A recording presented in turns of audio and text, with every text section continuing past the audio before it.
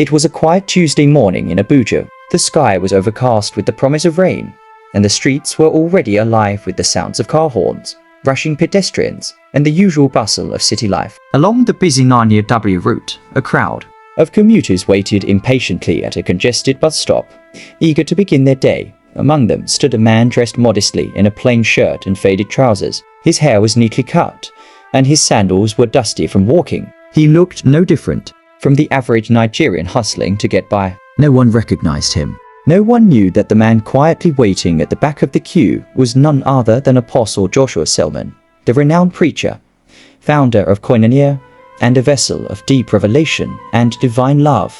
That morning, Apostle Selman had woken up with a divine burden. Take no convoy, make no announcement, dress like one of them, ride a bus, test hearts, find the one who is desperate enough to show kindness in lack and bless them. It wasn't the first time God had instructed him to do something unusual, but this time was different. He was used to giving to the needy, sometimes millions, but never like this, undercover, unnoticed, and on a mission to bless the person who would pay his bus fare.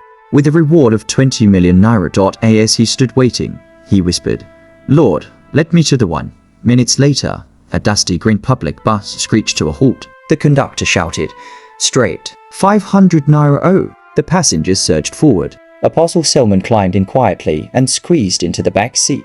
Beside him sat a woman in her early 40s, wearing a simple wrapper and blouse. Her eyes were tired, her hands calloused. She clutched her handbag close to her chest. Her name was Mrs. Victoria Udo, and her heart was heavy that morning in her small apartment in Cairo.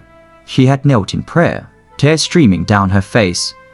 "God," she cried, "I've lost everything. My shop burned to the ground last week. Everything I worked for gone. I have no help, but I believe you. Please bring my destiny helper today. Don't let me suffer in vain." She had only 1,000 naira left, her last money barely enough for transport and a little food. Yet, even in her lack, she had managed to give a small offering at a roadside church on Sunday.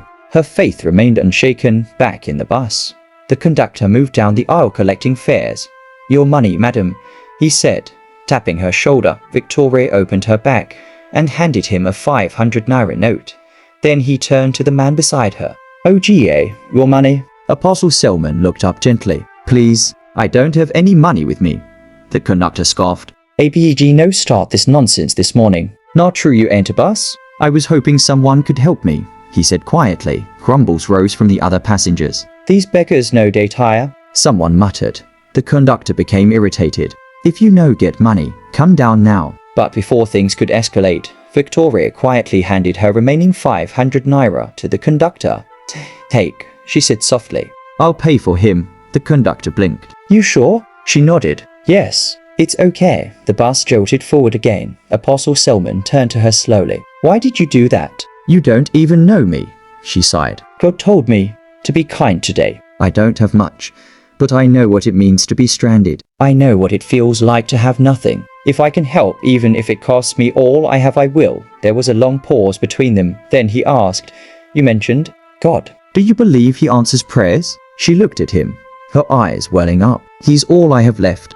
He nodded slowly, then reached into an old satchel and brought out a small envelope. "Take this," he said. She hesitated. "What is it?" "Open it." Inside was a bank draft, 20 million naira. Her hands trembled. What is this? "Is this real?" "Yes," he replied. "It's yours.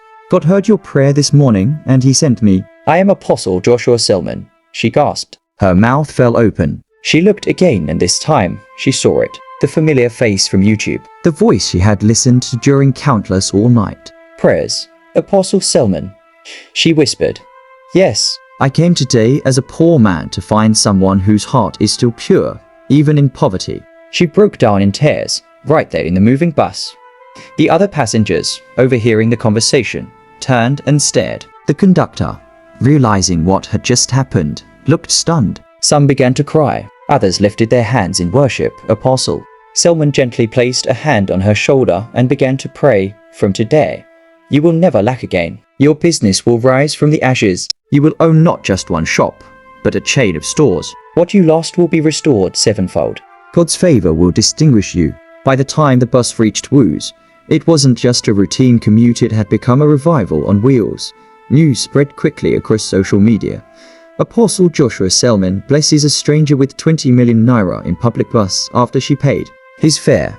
But Victoria didn't care about the fame. The moment she got home, she fell to her knees.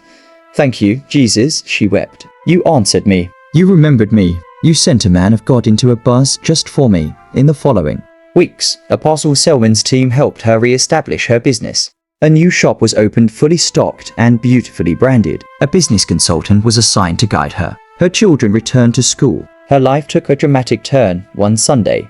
She shared her testimony at Koinonia. Standing before thousands, she said, "I had lost everything. I had no hope, but I still gave. I still helped someone I didn't know.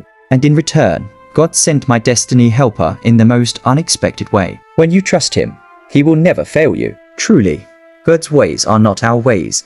The crowd erupted with praise and tears of gratitude. As he stepped down from the altar, Apostle Selman said just one thing to the congregation: "Sometimes the most divine moments are hidden in the ordinary. Always be kind, because one act of compassion can unlock a lifetime of blessing. God's time is always the right time."